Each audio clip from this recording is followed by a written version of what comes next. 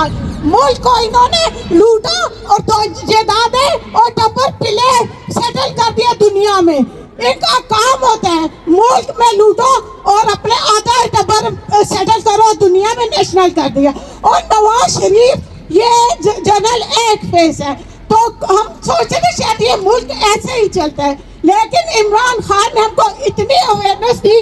ہم پہلے قوم نہیں, ہم بھیڑ بکریاں تھی, آنکھیں بند تھی, ہم سوچتے تھے ہمارے محافظ جنرل ہیں, لیکن ابھی ہم کو پتا چل گیا کہ جنرل تو محافظ ہی نہیں ہے, ان کی تو جائیدادیں دنیا میں ہیں. یہ جب چاہتے ہیں ہر 3 سال 75 سال یہی کھیل کھیلا انہوں نے.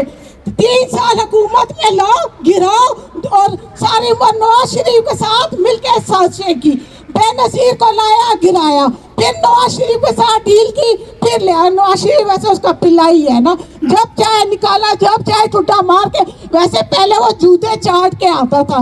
ابھی لاسٹ 2 سال جنرل صاحب اس کو اپنے کندھے پہ سوار کر کے لے کر آئے ہیں, بلکہ سمجھو تابوت ہی لائے. اس کو تابوت تو قوم نے بنا دیا 8 فروری کو عمران خان کو الیکشن جتا کے, لیکن ہمارا ووٹ اس جنرل صاحب نے چوری کیا ہے. نواز شریف کی تو حیثیت ہی نہیں تھی کہ وہ عمران خان کے ساتھ مقابلہ کر رہے, تو ہمارا ووٹ الیکشن چوری کیا ہے نواز شریف نے.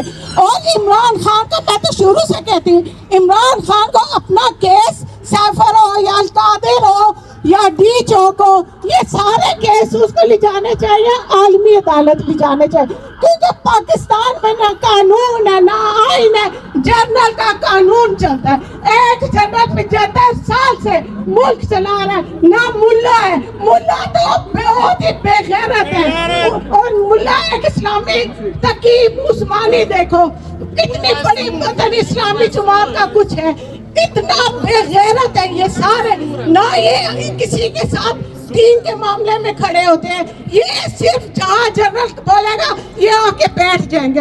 تو اس کا یہ ملا بے غیرت ہے, یہ سارا سسٹم پاکستان کا بالکل بے غیرتوں کا سسٹم ہے.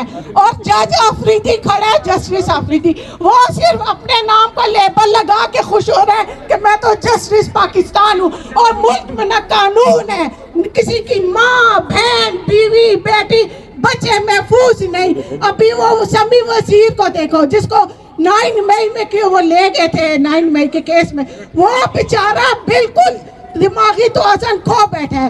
وہ اس کو جب تھوڑا سا ہوش ہوتا ہے وہ کہتا ہے مجھے مارے ہیں, میرا سر پہ کوئی چیز مارے ہیں, میرے ساتھ ظلم کر.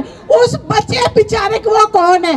یہ ڈی چوک میں اور مئی میں جو لوگ شہید ہوئے, جو لاپتہ ہیں, جو غیب ہیں, یہ کون ہے؟ یہ انڈیا کے لوگ نہیں ہیں, یہ دہشت گرد نہیں ہیں, یہ جناح کے وارث ہیں, یہ پاکستانی قوم ہے. تو ان پٹھانوں کے ساتھ جو بدماشی یہ 6 مہینے میں کی, جو پٹھان اس کو اغوا کر کے لے جاؤ, جو اغوا نہیں وہ دہشت گرد. بھائی دہشت گرد تو بیٹھے ہیں اسمبلی میں, بیٹھے ہیں دہشت گرد تو بیٹھے GHQ میں بیٹھے ہیں. وہ احسان اللہ احسان جو APS کا دہشت گرد تھا, 250 لوگوں کا دہشت گرد, APS کے دہشت گرد کو اس جنرل صاحب نے پہلے ریسٹ کیا, اس کو لا کے جیل میں گھر لے کے دیا, گھر میں احسان اللہ احسان کے بیوی بچوں کو رکھا. بالکل احسان اللہ احسان APS کے دہشت گرد کو جیل میں گھر لے کے دیا, اس کی بیوی بچوں کو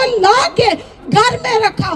اس جیل میں اس نے بچہ بھی پیدا کیا, اور ادھر خان اور بہنیں خان سے مل نہیں سکتی, پارٹی والے مل نہیں سکتے. تو دہشت گرد کس نے بنائے, کس نے پالے؟ جو کچھ ہو جائے یہ افغانستان سے دہشت گرد آ گئے. بھائی تم کس مرض کی ماس پہ بیٹھے ہوئے ہو؟ ماس پہ اربوں کی سمگلنگ ہو رہی ہے. بلوچستان کہتے بلوچ غدار, پٹھان غدار, بلوچوں کو مار مار کے انہوں نے ختم کیا, پٹھانوں کو دہشت گرد بنایا. اب آ گیا عمران خان دہشت گرد, PTI دہشت گرد. یہ چاہتے ہیں ابھی ہم کو یہ پتا چل گیا جو کچھ 9 مئی کی کیا. انہوں نے کہا کوئی پڑھا لکھا اسمبلی میں نہ آئے, نواز شریف مریم جیسے لوگ آئے اور وہ ہم سے ڈیل کرے, جب چاہے ٹھڈا مارے, جب چاہے لے.